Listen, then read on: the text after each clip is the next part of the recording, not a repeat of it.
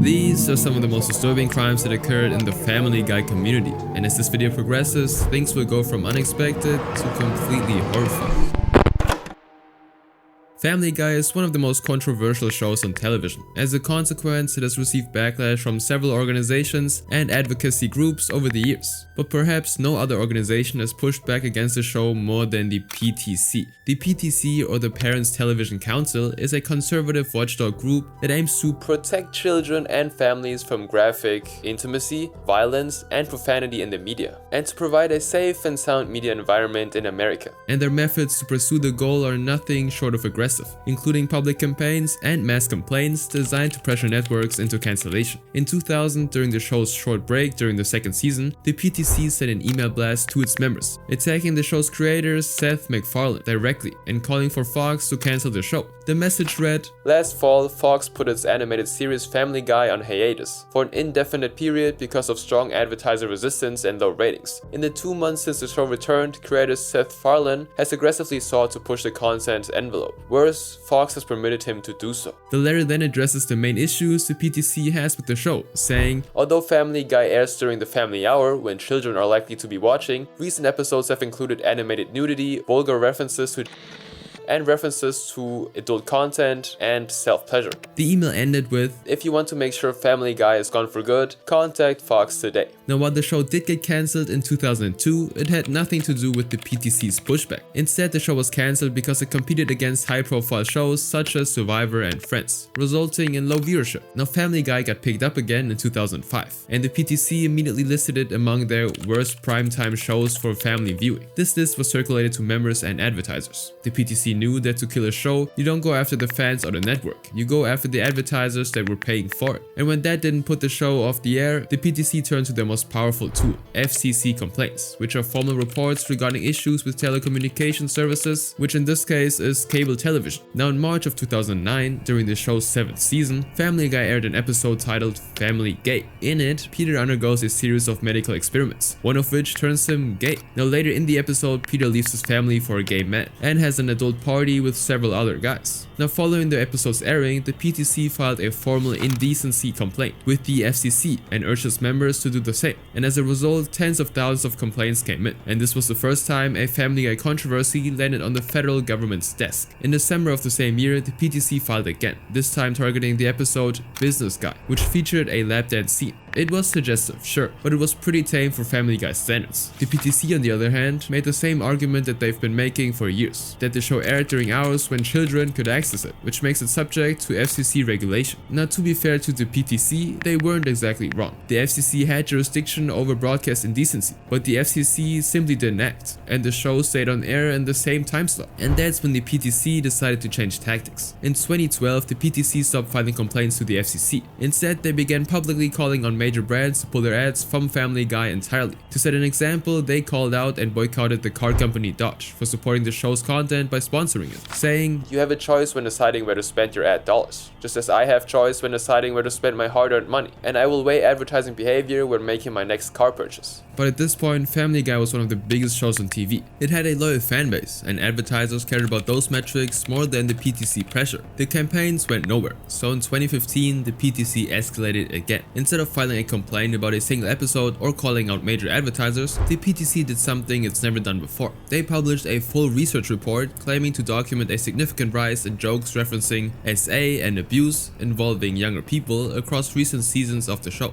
Then they distributed this report to media outlets and basically presented it as evidence rather than an opinion piece. It was the biggest attack they've done on the show. And then nothing happened. What it did do, however, is bother Seth MacFarlane. And when asked about the PTC, Seth famously said that getting attacked by them was like getting hate mail from.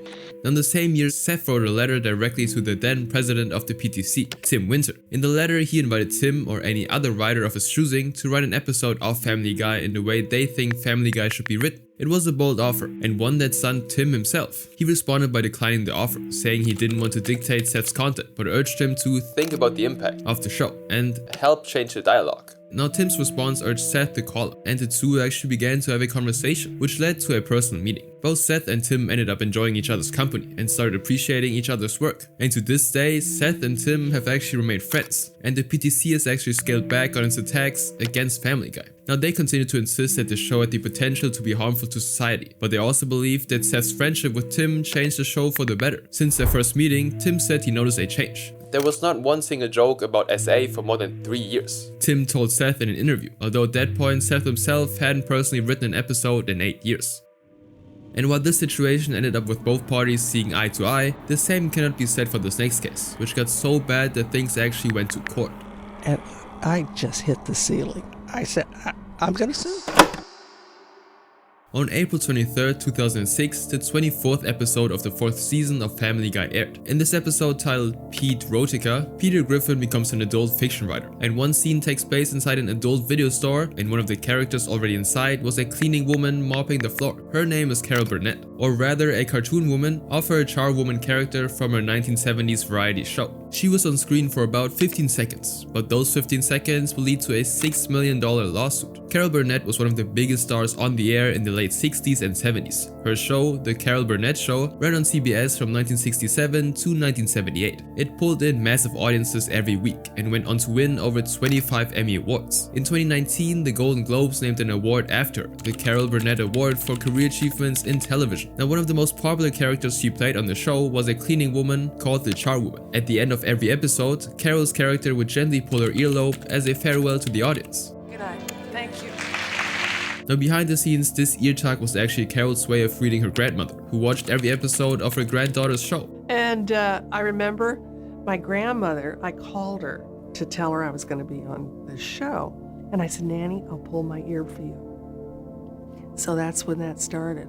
I just kind of casually do that, and that was hello to her. Now the Charwoman character became so closely tied to Carol's identity that she trademarked it. And before Pete Erotica aired, Fox contacted Carol directly and asked for permission to license her theme song. But Carol said no, and so Family Guy went ahead and dropped in an alternate version of the music. And they did so much more. They threw in the ear tug reference and even had one of the characters explain the meaning behind it, Carol's heartwarming message to her grandmother. And of course the scene takes place inside the adult video store Peter was working at, which Carol wasn't really happy with. In retaliation, Carol then filed a lawsuit against 20th Century Fox in March of 2007, demanding $6 million in damages. And on top of that, she wanted the scene showing her removed from the episode entirely. Now her case was strong. Aside from a solid trademark, she had proved that Fox had explicitly been told she didn't want her work used in the way the show did. And so on the surface, it looked like the case leaned in her favor, but owning the material and arguing fair use are different things in court. Fox's defense came down to parody and fair use. In the US, fair use allows any form of media limited use of any copyrighted material without the owner's permission, as long as it's for criticism, commentary, news reporting, education, or research. Now Fox's argument was that Family Guy is a satirical show, built on the premise of lampooning American culture, and putting the Charwoman in an adult video store was a joke. They argued that placing a wholesome icon inside a crude setting is the definition of a parody, and despite her outright refusal of permission for Fox to use her likeness, the law around parody doesn't give creators the right to veto how their work gets referenced in satire. Now a spokesperson for Fox expressed that Carol should have known this, since the show was also satirical in nature, saying, Family Guy, like the Carol Burnett Show, is famous for its pop culture parodies and satirical jabs at celebrities. We're surprised that Miss Burnett, who has made a career of spoofing others on television, would go so far as to sue Family Guy for a simple bit of comedy. And in American law, parody is protected under the First Amendment. So in May of 2007, only 2 months after she filed her lawsuit, a federal judge ruled in favor of Fox and Family Guy, and the scene remains untouched in reruns to this day. However, it did teach the show's creators, Seth MacFarlane, not to make fun of Carol again. In an interview with The Hollywood Reporter, when asked if no one is still off limits from being the show's target, Seth replied, "Except when it comes to Carol Burnett, we've learned to stay away from her."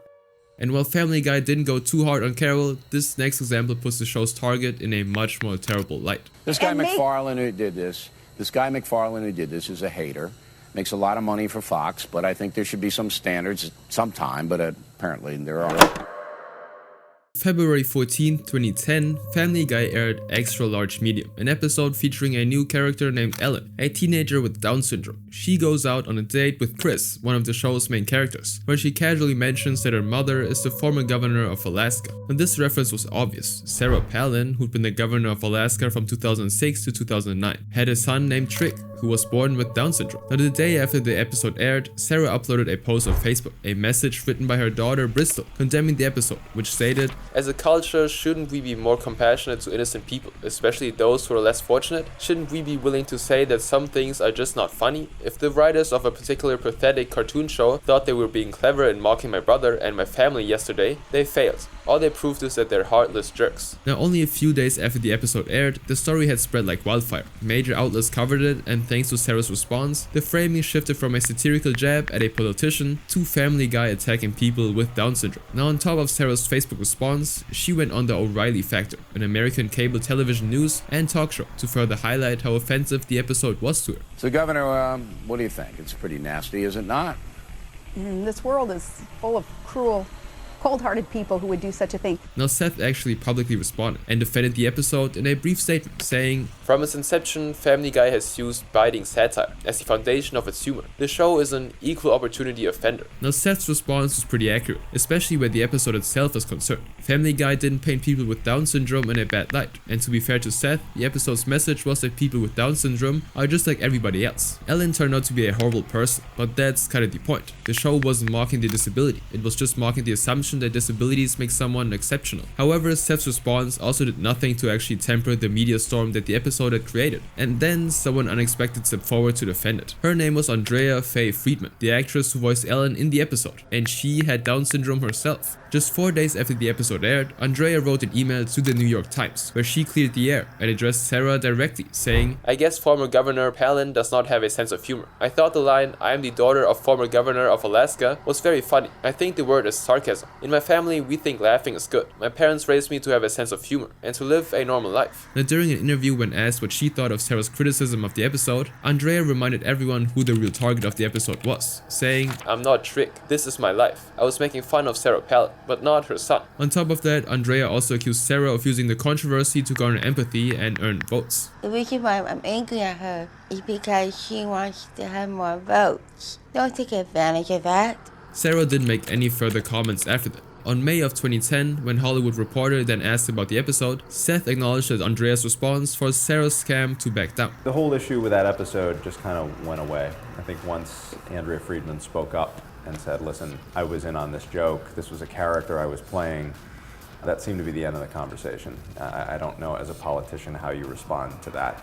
But the Palin family wasn't the only one Family Guy had offended over the years. In this next instance, the show featured another popular figure who had a disability, and the following backlash was even bigger than this one. Oh, Terri Schiavo is kind of a liable. What a lively little bugger. Maybe we should just unplug her.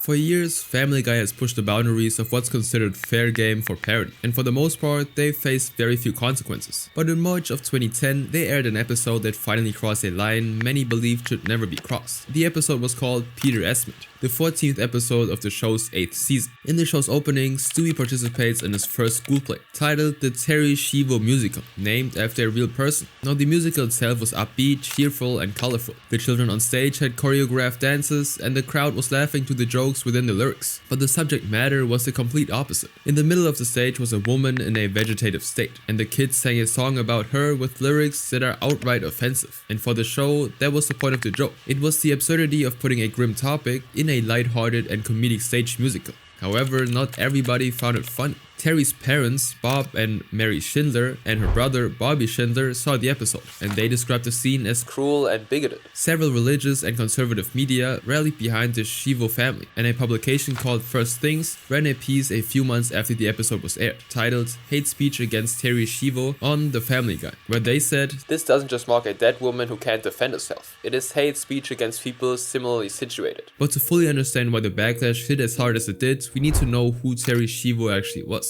and why the Peter Esmond episode struck such a chord with a huge number of people. Terri Schiavo's name carried weight because her story was unlike almost anything else the American public has ever seen, and she became the centerpiece of the most politically divisive right to die battle in history. The right to die is the belief that a person has a complete right to decide how their life functions, and that included the dignity of a peaceful and painless death. Now, this right is often given to cases involving terminal illnesses. Now, there have already been debates on the ethical concerns of this concept for decades, but one woman's case brought this discussion to its peak in the late 90s to early 2000s. Terri Schiavo, whose real name was Teresa Marie Schindler, was born in Pennsylvania on December 3, 1963. In her 20s, she married the love of her life, moved to Florida, and became a bookkeeper for an insurance company. She lived a regular life, and according to those around her, lived it quite happily. When asked about Terri, her best friend, Debbie Mayer, said, "Among those who knew her, she was always vivacious. She had a laugh that made everyone laugh." That was until her life turned upside down on February 25, 1990. In the early morning, Terri suddenly collapsed on the floor of her home in St. Petersburg. Her husband, Michael Schiavo, who was with her the entire time, immediately called 911, and by the time the paramedics arrived, she wasn't breathing and had no pulse. Now, they rushed her to the hospital, where Terri was eventually resuscitated, but things had changed dramatically. Doctors later determined that she suffered cardiac arrest. Her heart had stopped, cutting off oxygen to her brain, and she'd been deprived of it long enough that the damage was already severe and had become irreversible. Terri never fully regained consciousness. The doctors diagnosed Terri with what they called a persistent vegetative state. She could breathe on her own, her eyes were open, and she had sleep and wake cycles, but there was no awareness behind any of it. The parts of her brain responsible for thought, memory, and personality had been destroyed, and all that was left of Terri was a body that was being kept alive by a feeding tube. Now, for her parents, that was more than enough. Their daughter was still there, still breathing, and they believed that she responded to their voices and that she tracked their movements with her eyes. And despite what the doctors were saying, they believed that she was aware of them on some level. Her husband, on the other hand, believed something else. He maintained that Terri had once told him that she would never want to be kept alive artificially, and the state that she was in then, she wouldn't have wanted any of that. He wanted to honor her wishes, but Terri's parents believed that he wanted to simply kill her, and what followed was one of the ugliest legal battles in modern American history. Terri remained in a vegetative state for 8 years before the legal battles began. In 1998, Michael petitioned to have her feeding tube removed, but her parents, Bob and Mary Schindler, fought him, and for the next 7 years, they battled through the courts. Terri's feeding tube was removed and reinserted multiple times, as judges issued conflicting rulings, and by the early 2000s, the case had become sensationalized across the United States. Conservative politicians and religious groups sided with Bob and Mary. They thought removing her feeding tube would be an act of murder. The language around the case became extreme. Terms like judicial murder and execution were being thrown around against Michael, and at one point he even received a death threat from an unknown man, who told him that he'd shoot him and his family if Terri died. Things got so bad that protesters rallied outside Terri's hospice, and police were assigned to watch Michael's family. All the while, Terri was just sitting there, alive but unconscious, and her fate rested in the hands of the American legal system. But then something unprecedented happened. The federal government actually intervened. In October of 2003, the Florida legislature passed a statute that would allow federal courts to review the case and potentially intervene. They called it Terri's Law.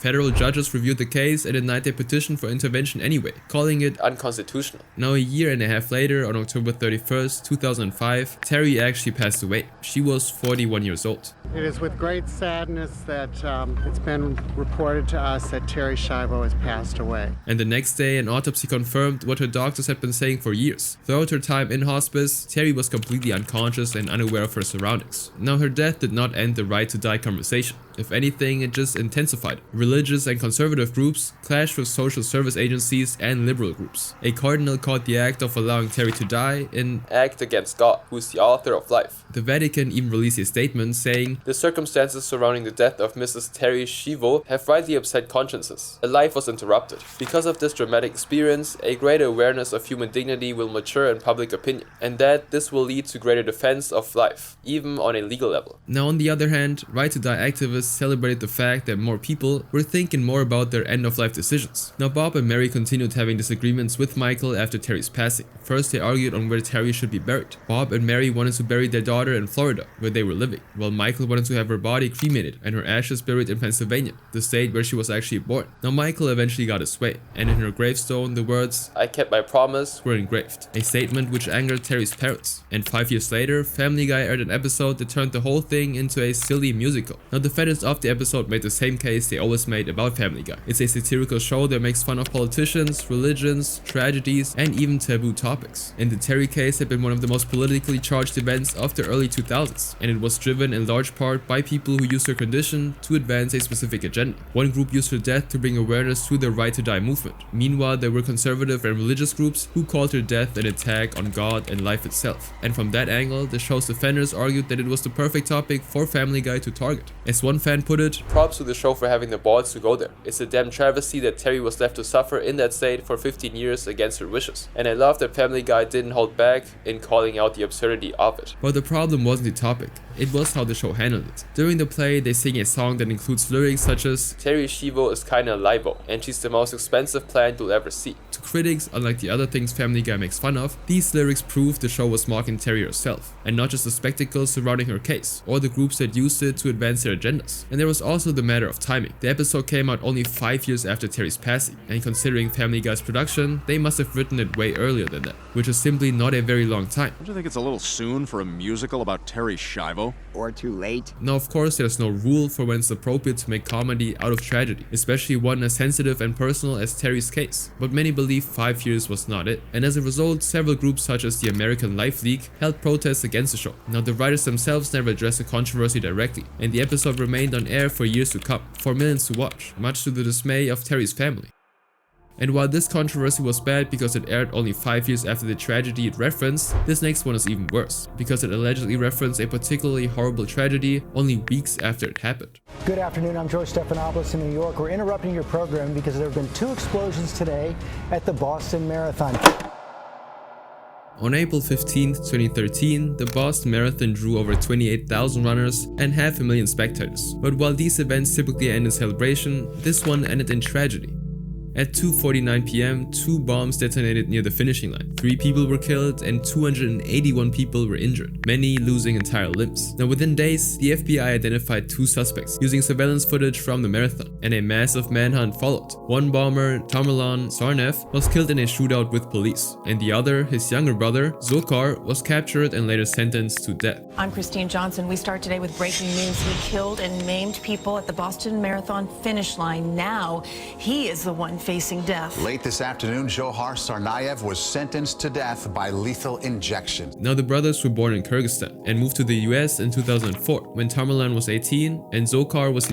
As an adult, Tamerlan became a follower of Islamic extremism, while Dzhokhar just seemed like a normal teenager who seemed more interested in partying, girls, and getting high and drunk than terrorism. However, he looked up to his older brother, and he wasn't as vocal, but he shared his dislike for the US government, particularly in its wars against Islam nations such as Iraq and Afghanistan. Now, on the day of the attack, Tamerlan was 26, while Dzhokhar was 19. The bombing became one of the most widely covered domestic terror attacks of the decade. Images and videos from that day spread across the internet and stayed there. And then a clip appeared online, suggesting that Family Guy had predicted the attack. It showed Peter driving a car through a crowd of marathon runners, and the scene ends with a sudden explosion. The implication of this was that Family Guy was parodying the Boston Marathon bombing, except this wouldn't be possible because the episode actually aired a month before the bombing happened. Now, Family Guy episodes take months to produce, meaning this would have been written months before. This was the 15th episode of season 11, titled Turban Cowboy, and it aired on March 17, 2013. Now, this clip passed around on social media platforms and conspiracy forums, and those who genuinely believed the conspiracy called it predictive programming. They believed that entertainment media is sometimes used to condition the public by foreshadowing real events before they actually happen. According to this Reddit comment, a few examples of this would be Adult Swim showing Kobe Bryant crashing while on a helicopter, The Dark Knight Rises allegedly predicting the Sandy Hook shooting, and many shows and movies that came out before September 11, 2001, showing planes hitting the Twin Towers. And when the Turban Cowboy episode came out, conspiracy theories online believed it was just another example of that. Now, things got even worse when Alex Jones, host of the radio show InfoWars and a well-known conspiracy theorist, discussed a clip on an episode the day after the bombing happened as potential evidence of predictive programming, which introduced the whole thing to an audience of over 4 million people.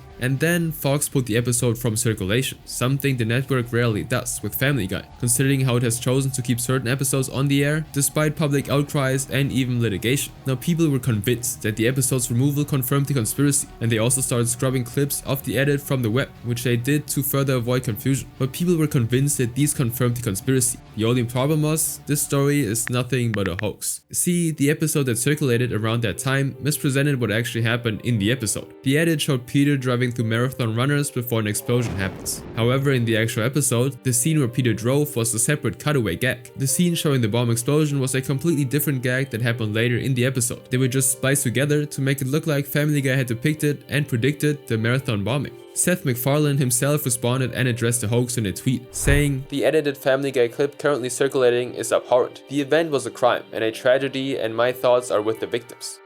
And although the fake clip fooled people online, the next types of clips went down an even darker rabbit hole as they involved a potential CP ring. Black guy. Hey guys, Liv here today. Your Tuesdays on the Aerofaction. On February 10th, 2022, a Reddit user named Rise of Mind posted in r/internet mysteries about a YouTube channel they stumbled upon called Family Guy Compilations, dedicated to, as you might already guess, Family Guy compilation videos. Now for the sake of this video, we'll call OP Reese. While watching one of these videos, Reese was stunned when 7 minutes and 38 seconds into it, the Family Guy clips suddenly stopped and were replaced with a vlog of a young girl talking to a camera about her summer plans. Black guy. Hey guys, Liv here today. Your Tuesdays on the Aerofaction, and this week's theme is what are you doing over the summer? After a few seconds, it ended as abruptly as it began, and the Family Guy clips resumed as if nothing had happened. Now the strangeness of it all made Reese curious enough to post about it and explore the channel further. Now the thread brought up several theories as to why these clips were in these videos. Reese highlighted the most possible reason, saying, "An explanation offered in some of the comments questioning the inclusion of the vlog suggests that the vlog was included to avoid copyright detection." And it is a potential reason. For years, YouTube has been home to thousands of channels that upload clips from television shows such as The Simpsons, South Park, Rick and Morty, and Family Guy. And the people running these channels are in a constant battle with YouTube's automated copyright detection systems. When you post copyrighted videos on YouTube, you'll get a strike within hours. But if you alter the footage enough, you might be able to bypass them. And people do this by zooming into scenes, cutting frames, and flipping the videos horizontally, or inserting an unrelated clip in the middle of the video to confuse the detection algorithm. Now when the users looked into it, they saw that the channel did utilize some of these tricks. Some of the scenes are zoomed in or flipped. In some videos there's some guy at the corner of the screen, which is another trick creators use to avoid getting flagged. In fact, the channel itself acknowledged this in a community post, saying, "The person on the right hand corner is just to test the rules of copyright and stuff. Please ignore it for a while." Now this left the question though, why continue using the videos of these young girls? And Reese looked deeper into the channel.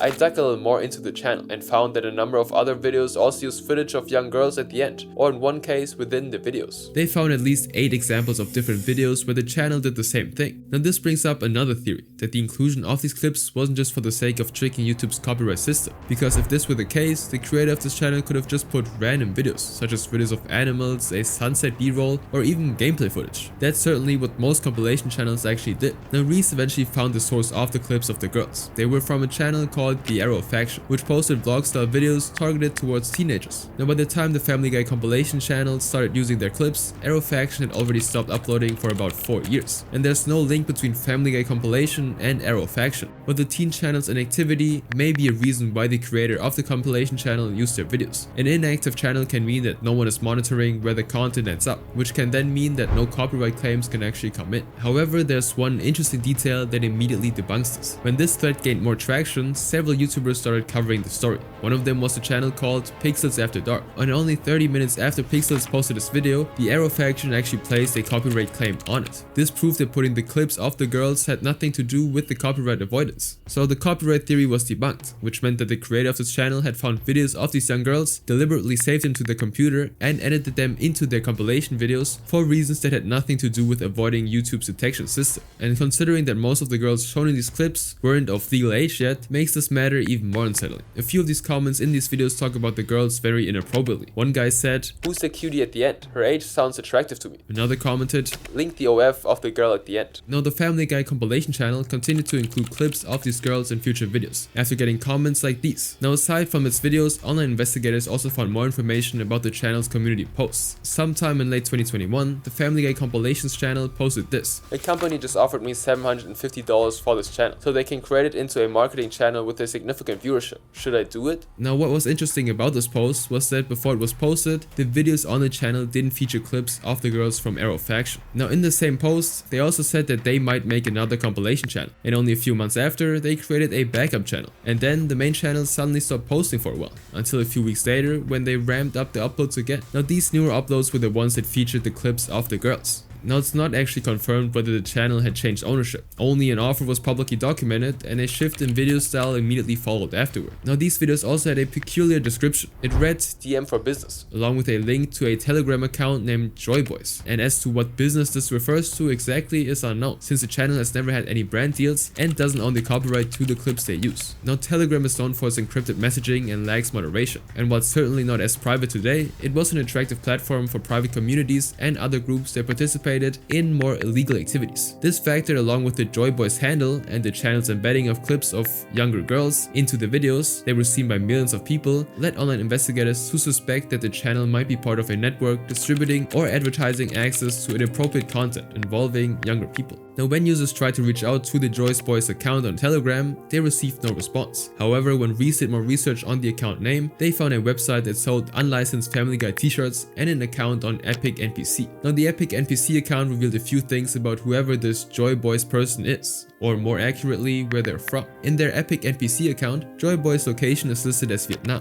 Interestingly, Reese also found another YouTube compilation channel called Edward Flow for the cartoon The Prince. And like the Family Guy compilation channel, this one also uses clips from the Arrow Faction channel. And that is how you make it. My parents are going to kill me. But aside from the Prince videos, this channel also used to upload art tutorials with Vietnamese titles. And so whoever was running Edward Flow might be the same person running the Family Guy compilations channel. This and the fact that they're from Vietnam are about the only things we know about Joy Boys. And while several users are convinced that this whole thing must be tied to some cheese pizza ring, there's no further evidence to back that claim. Interestingly, a few months after this Reddit thread became popular and got covered by several YouTubers, the Family Guy compilations channels made another community post acknowledging their use of clips with younger girls. They stated, "The short videos at the end of each Family Guy video is my way to avoid copyright. If people don't like it, I will hide the girls in the next video. Please don't mind that." Now Pixels After Dark already proved that putting these girls in your videos will get you flagged for copyright. So we already know that this is kind of a false claim. Now the videos the channel uploaded after this post did feature the girls with their faces covered, but why continue to put them in the videos in the first place? Now eventually Joy Boy's insistence on using the Arrow Faction's clips backfired. All the channels associated with them have been removed from YouTube because of the Arrow Faction's copyright claims. And so the Family Guy compilation channel, the backup channel, and even Edward Flow aren't available on the platform anymore. And while this case was certainly unsettling for its use of younger girls, the next one is even worse, because it tried to use a recent real-life case as a scare factor. 2 years ago tonight, Sumner County teenager Sebastian Rogers disappeared from his Hendersonville home. He hasn't been seen since. In late 2022, a strange phrase started appearing in TikTok's search suggestions whenever users came across Family Guy clips. This phrase was Family Guy Pipeline Incident. Now to many, this phrase was completely foreign, so they searched for it, and to their surprise, it was something simple, or at least it was in the beginning. To understand how this phrase became one of the most searched terms on the platform, you have to go back to around 2021, when a specific type of video started spreading across social media websites. These videos showed a split screen. On the top half, viewers would find a clip from a television show, and on the bottom half, an oddly satisfying video, but one that had nothing to do with the clip on the top half. Now most of these were gameplay clips, time being pressed, or someone pressure washing a dirty object. Now the point is for both screens to simultaneously hold a viewer's attention longer than either could on its own, and it became known as sludge content, and Family Guy clips became one of the most common choices for the top half of these videos. Now by late 2022, these videos were everywhere, and among the most popular types of bottom half content at the time were pipe repair videos. These would show workers fixing leaks or sealing sections of a damaged pipe by covering it with clay or slime, among many others. They were satisfying to watch and easy to tune into. Now the TikTok recommendation algorithm began to notice the combination as a pattern in user viewing behavior, and thus it somehow generated the Family Guy Pipeline Incident search query. And when users started seeing this search term get recommended, they'd search for it themselves to find answers, which led to the algorithm to push it to more viewers. Now on December 2nd, 2022, a TikTok user called Toaster Bread decided to mix things up. Seeing the popularity of Family Guy pipeline clips at its peak, he created his own edit, but made it a little different. His clips start out like regular Family Guy pipeline clips, but he adds a red filter over the whole thing, a random episode at the top, and a satisfying video at the bottom. And then without warning, the clip is interrupted by an abrupt cut, a weird picture, and an even louder volume. Hello, family. Let's eat.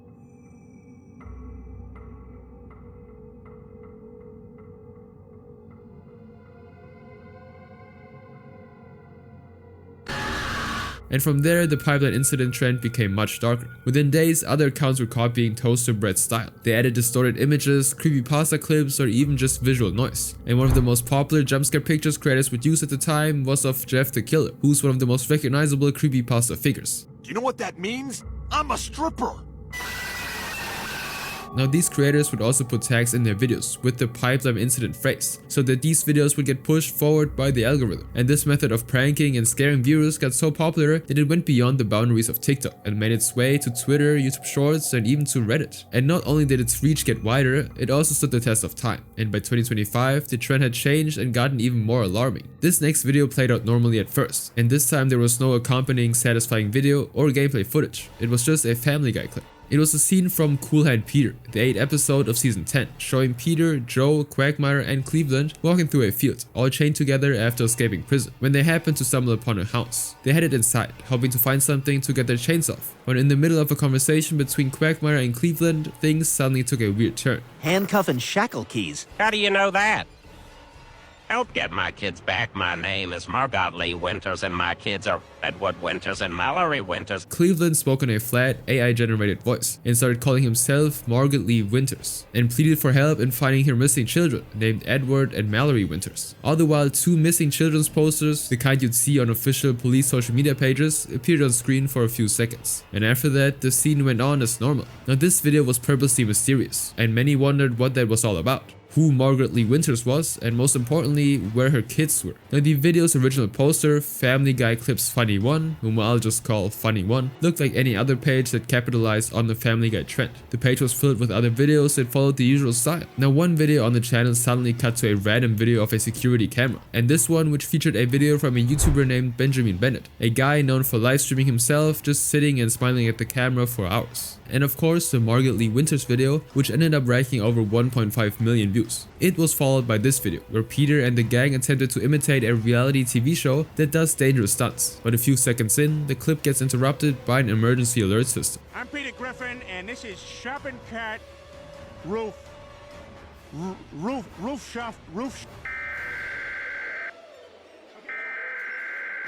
Now the alert from the North Carolina Department of Public Safety went on for a full minute, and it delved further into the disappearance of the Winters kids, and it included details such as the appearance of the man who took them and where the abduction took place. On top of that, it also described the abductor as dangerous. Now after this video, however, the channel stopped referencing the case completely, and the channel itself stopped uploading in early 2023, which left the story of the Winters children unresolved. And when people searched for Margot and her missing children on the internet, the results didn't have any news article, police report, or anything that mentioned or referenced the Winters family. Instead, the search led to the man who used to run the Funny One TikTok account. The owner of the account was Robbie Bolt. He made the missing Winters video back in 2021 and uploaded it to the Funny One account a year later, in December of 2022. But sometime after that, he forgot the password to his original TikTok account, which explains why the upload simply stopped. Now after seeing his video get reposted everywhere on TikTok and Instagram in 2025, he decided to re-upload the original Cleveland Brown video on his current Robbie Bolt Instagram page. And it was at this point that the truth regarding Margot and her missing children was made clear. In the comment section of this video, a user asked, "Is this case even real? I'm asking because I found paragraphs online detailing the chilling case of the missing Winters kids, like they're real or something." To which Robbie replied with, "Crazy coincidence if that's true." This implies that any real events that resembled the story of the Winters children was nothing but a coincidence. In short, the story wasn't real.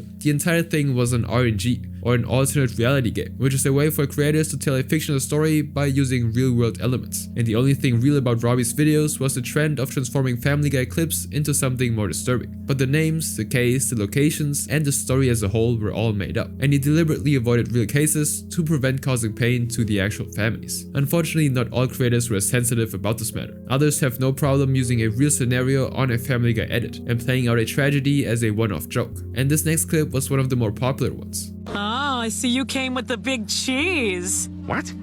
You? You're the Sebastian Wade Drake Rogers? Please help me locate my son Sebastian Wade Drake Rogers. Immediately you'll see that the video is very different from the one Robbie made. There's an abrupt shift in the atmosphere. There's background music to create a sense of dread, and the sudden increase in volume is clearly meant to startle you, and the AI speech is much more erratic and repetitive. The audience was also much more concerned about this video than the Cleveland Brown edit, and there's a reason for that. This video featured an actual missing child. The child in the video was Sebastian Wayne Drake Rogers. Sebastian was born on December 7, 2008. He grew up with his mom, Katie Rogers, and his stepdad, Chris Proudfoot. At a young age, he was diagnosed with autism and a genetic disorder called 6q27, chromosomal deletion syndrome, a rare condition that causes intellectual disability and developmental delays. This meant that Sebastian required extra care from his loved ones. But then on February 26, 2024, when Katie went on to wake him up for school, he wasn't actually in his bed. In fact, he wasn't home at all. She called her husband to ask if he knew where Sebastian was, but he knew nothing either. So she quickly got into her car, drove around the neighborhood, and even stopped by a school to see if he wandered off there. Her son was nowhere to be found, and given his condition, they didn't know whether he wandered off on his own, not knowing any better, or if he'd been actually abducted by someone. I just want my baby to be okay. I don't know where he's at.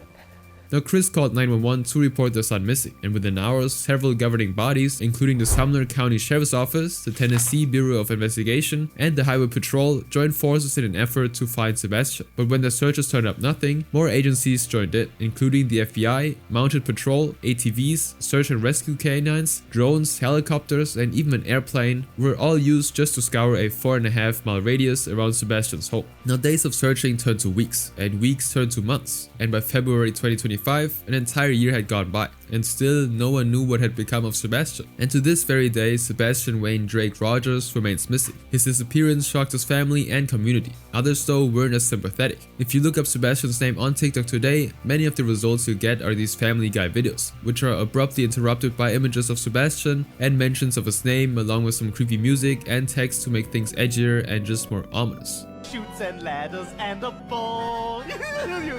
Doesn't this seem like too much stuff? Sebastian Wayne Drake Rogers, please help me locate my son Sebastian Wayne Drake Rogers. This video, for example, went even as far as to make assumptions about Sebastian's fate, without any consideration of how his family might feel if any of them came across these clips.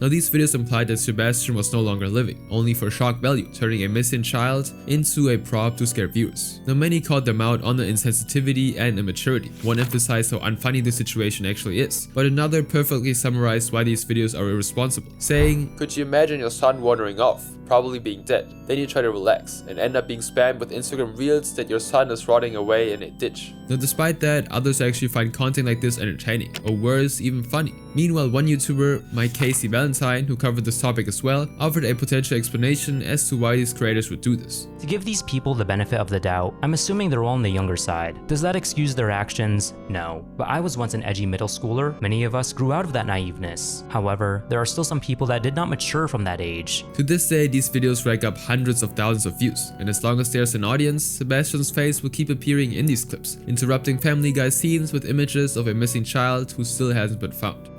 And while this case was undeniably disturbing for its use of a missing child's case, the next one is especially terrible because it resulted in the loss of 2 lives. Overnight, Los Angeles Mayor Karen Bass and the family of Rob Reiner say the legendary Hollywood director and his wife Michelle have died. Nick Reiner was best known as the son of acclaimed director Rob Reiner and producer Michelle Reiner. In 2014, when Nick was only 21 years old, he spent a few months working as an intern on Family Guy. Rob directed several cult classics, such as When Harry Met Sally, The Princess Bride, A Few Good Men, and Stand By Me. He was one of the most recognizable filmmakers in Hollywood. The production company he co-founded, Castle Rock Entertainment, was also responsible for several popular shows and movies, such as Seinfeld and The Shawshank Redemption. Outside of being a respected filmmaker, Rob was also regarded by those he knew for being big-hearted, generous, and for his advocacies, which included climate change, early childhood education, and proper healthcare. Now Michelle was every bit as generous and brave as her husband. Like Bob, she too was a powerful activist who stood by the things she believed in, and above all else, she was known for being a devoted mother. Now Nick had always struggled with substance abuse throughout his life. His parents put him in rehabilitation programs several times, for over a decade. He entered rehab for the first time when he was only 14. 2018, which made Nick resentful of his parents early on. "I used to harbor a lot of ill will toward them," he once told People magazine. And outside of that, they offered support through treatment and work opportunities. And the Family Guy internship was one of those footholds. It was arranged by Rob personally during a period when Nick had recently completed a rehabilitation stay. He reached out to one of the show's executive producers, saying, "Hey, my son's coming out of rehab and getting back on his feet, and I want to find him a job." Now, those who worked with him said that he was reserved and introverted, but that he was also lovely to have around. He also had a taste of dark humor, which made him a perfect intern for a show like Family Guy. Now, Nick still cycled in and out of rehab in the years that followed. He even became homeless when he was a teenager, but eventually moved back in with his parents, with Rob continuing to give his sons opportunities to improve. Now, in 2015, Rob gave his son the chance to work on a full-length film. It was titled Being Charlie, a drama about a teenager who's struggling with drugs and has been in and out of rehab for years. Rob directed and produced the film, while Nick co-wrote it. It drew heavily and openly from the Reiner's family's own experience. And while the film received poor reviews and did terrible at the box office, it allowed Nick and Rob to have a stronger relationship for a time. It definitely brought us closer together. I mean, it was like over a period of a year. It was intense. It was difficult at times, but it was also the most satisfying creative experience I've ever had. However, working with his father on this personal project unfortunately didn't change Nick for the better. He continued to spiral over the years. He entered a year-long mental health conservatorship in 2020, and that still did nothing to improve his situation. And by December 2025, his struggles had reached a breaking point. On December 13th, 2025, Rob and Michelle attended a Christmas party in Los Angeles hosted by comedian and former late-night host Conan O'Brien. The party drew several well-known Hollywood figures, from writers and producers to comedians and actors. Now, Nick wasn't originally on the party's guest list, but his parents asked Conan if they could bring their son along. Rob and Michelle simply didn't want to leave their son alone at home, since according to them, his mental state had grown more concerning in recent weeks. Now, this night was meant to be joyful. Conan held the party to shake off everything bad that had happened in 2025 and to look forward to a happier and more hopeful year. But things changed when Nick arrived. His attendance soured the mood of the party. He started going up to people and interrupting conversations, demanding to know whether they were famous or not. Several attendees described Nick as behaving erratically throughout the night, while others noted he appeared out of place at the formal gathering, wearing a hoodie. And so at one point, Rob confronted his own son and chastised him for being inappropriate, which led to a very loud argument between the two. And then Rob apologized to Conan and the Reiners left the party, and this would be the last time the public would see Rob Reiner alive. At 3 in the afternoon on December 14th, 2025, Romy Reiner, Nick's younger sister, went to her parents' house in Brentwood, which was only across the street from where she lived. She stopped by after she was notified that her parents failed to respond to a scheduled appointment with a massage therapist, and when she got in, she found her father's lifeless body in the master bedroom. Now, she called 911 immediately, but when the paramedics arrived, they also found Michelle's body. Romy was unaware that her mother had shared the same fate as her father. Now, the investigators later confirmed that both Rob and Michelle were stabbed multiple times and that they died within minutes of the attack. And 6 hours after Rob and Michelle's body were discovered, the cops arrested Nick in connection with their killings. We're able to take into custody Nick Reiner, a suspect in this case. He was subsequently booked for murder. He became a primary suspect considering he was the last person to be seen with their parents, as well as the accounts of his loud argument with his father from the night before. Now, the investigators also found out that at 4 AM, the morning after Conan's party, Nick checked into the Pierside Santa Monica, and staff would later discover a shower full of blood and bed sheets hanging over the window. Now, the cops found Nick near the University of Southern California, and so he was charged by Los Angeles District Attorney Nathan Hochman with 2 counts of first-degree murder, with special circumstances of multiple murders. Under California law, those charges carry the possibility of life imprisonment without the chance of parole or even the death penalty. On February 23rd, 2026, Nick pleaded not guilty in court. He was denied bail and was ordered to remain in custody. He's currently being held at the Twin Towers Correctional Facility, awaiting his preliminary hearing. Everything about the Reiner case was heartbreaking and complex, but it was solved almost immediately. This next case, though, was the opposite. This next suspect pleaded innocence until one thing came into evidence: a Stewie Griffin pendant. 35-year-old Corey Hober from Tupper Lake. He was found shot in the upper body in the 100 block of Griffith Street.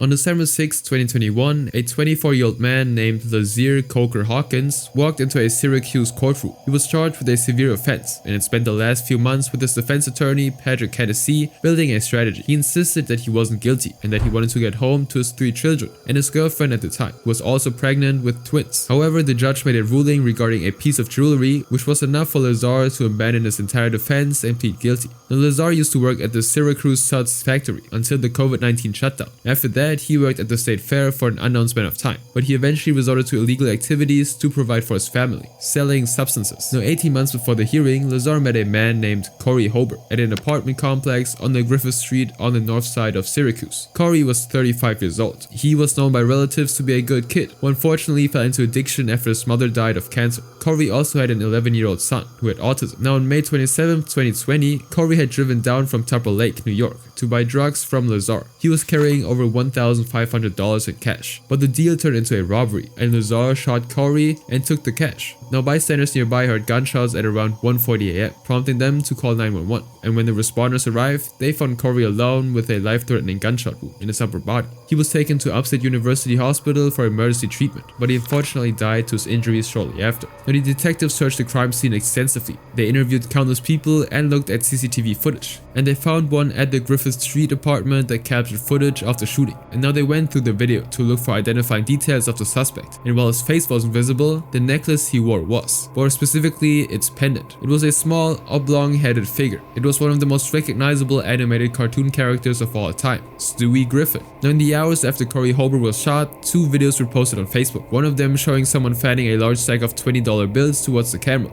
The person was Lazar Coker Hawkins, and on his neck, the same Stewie Griffin pendant that was seen on the CCTV footage. So on June 9, 2020, the Syracuse police arrested Lazar Coker Hawkins for the death of Corey Hober, and if convicted, Lazar was looking at life in prison without the possibility of parole. Now, before his trial actually began, his defense attorney moved to keep the Facebook videos out of the courtroom. He argued that the prosecution couldn't prove that it was truly Lazar in those videos. On top of that, he argued that they couldn't support the exact moment the videos were recorded. It may have been uploaded on the day Corey was murdered, but it could have been recorded days prior. Lazar's defense also had another interesting argument. See, he had an identical twin, Lawrence Coker Hawkins, and his defense tried to pin the crime on him. Patrick Hennessy questioned whether the police had arrested the right twin, but the prosecutors saw this play coming, so they called in a police officer, Joseph Hyder, who'd arrested both brothers before, to testify to see whether he could tell one from the other. Now, Lazar was previously arrested on several misdemeanor convictions and probation violations, while Lawrence was arrested in 2017 for bringing a handgun into a community college classroom, and he could tell them apart. Joseph testified that the hairstyles were key. Lazar had long dreads down to his shoulders with beads, while Lawrence had short, tight braids. Plus, the prosecution also kept tabs on both brothers' social media accounts, so they could actually track how each brother looked over time. And the man in the CCTV footage and the Facebook videos was undeniably Lazar, not his twin brother. Then, on December 6, 2021, the jurors were still waiting to be called into the courtroom when State Supreme Court Justice Gordon Cuffey announced that he would allow the Facebook videos to be shown in the courtroom. But before the session could actually proceed, Lazar changed his mind. He pleaded guilty on the spot. His plea was part of a deal to serve 20 years to life rather than life without parole. And so as of today, Lazar remains in custody serving a sentence. Now, Lazar was arrested because of a Stewie Griffin pendant. This next man, however, was given a Peter Griffin nickname by the people he worked with, and their association with Family Guy is similar, but Lazar only killed one person, while the next one was accused of murdering several. The man accused of being the Gilgo Beach serial killer in court today to face new charges for a 7th victim. Rex Heuermann ran an architecture firm in Manhattan that he founded in 1994. The people who worked for and with him affectionately gave him the nickname Peter because he reminded them all of Peter Griffin from Family Guy. He was 6'4", heavyset, and loud in a way that made him seem more comedic rather than threatening. Now, the same people who gave him his nickname knew him as friendly, patient, and helpful to junior architects, and a pure professional. So on July 13th, 2023, when their Peter was arrested for a serious crime, his peers were absolutely shocked. Now, Rex, or Peter, lived in Massapequa Park on the south shore of Long Island, and about 1 to 2 miles away from his home lay a stretch of road near Gilgo Beach called the Ocean Parkway. Now, the land on either side of the road was marshy and remote, thick with brush and largely invisible from the road itself, making it a pretty good place for someone who had something to hide. In December of 2010, Suffolk County Police were searching for a missing woman named Shannon Gilbert. She was a 24-year-old erotic worker who'd vanished earlier that year. On May 1st of 2010, Shannon was at a client's home in a gated community in Oak Beach when she made a 911 call call at 4:51 a.m. She was frantically telling the dispatcher that she was running for her life and that someone was trying to kill her, but she never gave them her location. State police. Yeah, there's somebody after me. I'm sorry? There's somebody after me. Where are you? There's somebody after me. Okay, where are you? There's somebody after me. Where are you, ma'am? I don't know.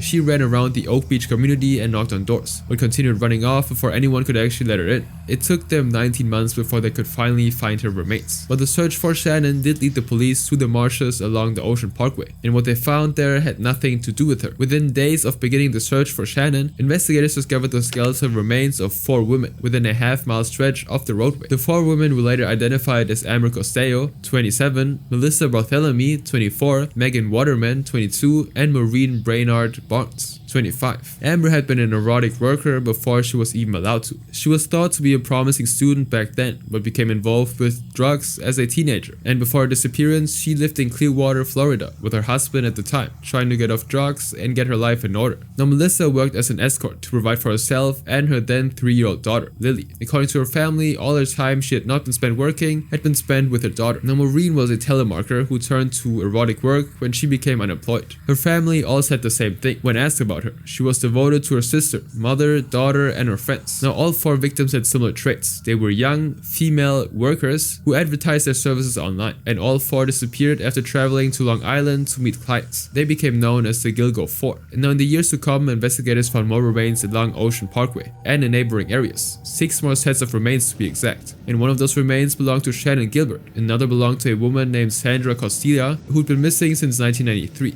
And more harrowingly, another one belonged to a child with only 2 candles on her cake. This meant that this killer had been dumping bodies on Gilgo Beach since the early 90s. Now, the police and federal investigators launched what became one of the largest homicide investigations in the history of the state, and it went nowhere for more than a decade. Former FBI profiler Jim Clement described the likely suspect as an educated man, someone who'd been living on Long Island long enough to be geographically familiar with it, and was capable of maintaining a complex, normal life while committing these murders in secret over an extended period of time. This offender was able to at least kill these 4 women, or 3 or 4 of these women, and get away with it. I mean, he had almost permanent concealment. They only found skeletonized remains. That means he's fairly criminally sophisticated. Then in March 2022, more than a decade after the Gilgo 4 were discovered and 30 years after the earliest documented disappearance, investigators got their first serious lead. One witness had provided information linking a dark green Chevrolet Avalanche to one of the killings, and when investigators ran the vehicle, they found that it was registered to Rex Heuermann. This is when Rex, the man his colleagues affectionately nicknamed Peter Griffin, became a potential suspect in the Gilgo Beach serial killings. Now, from that point on, the investigators took closer into Rex's life. They put him under surveillance and monitored his movements. They also took all the existing evidence and found one that could help them tie Rex to the murders: a strand of hair that was recovered from burlap material found near one of the victims. All the investigators had to do now was somehow obtain Rex's DNA, and while surveilling him, the investigators actually followed him to a pizza restaurant. Rex finished his pizza and left, and this is when the investigators moved in and collected the discarded box he'd thrown in a garbage can and took his DNA sample from a bitten pizza crust. And the testing actually indicated a potential match. And this is when investigators dug even further and discovered through cell phone and credit card billing that Rex had bought burner phones a few days before each murder. They also found that 3 of these burners were used to call 3 of the victims. And beyond that, the investigators also looked at the activity of Rex's wife and children. And when they looked at his wife's flight history, they found out that she'd been out of town during 3 of the 4 murders connected to the Gilgo 4, leaving Rex home alone. And with all this as their evidence, the FBI and Suffolk County Police arrested Rex on July 13, 2023, on the street in Midtown Manhattan. It was only a couple of feet away from the RH Consultants and Associates, the firm he ran. He was 59 years old at the time.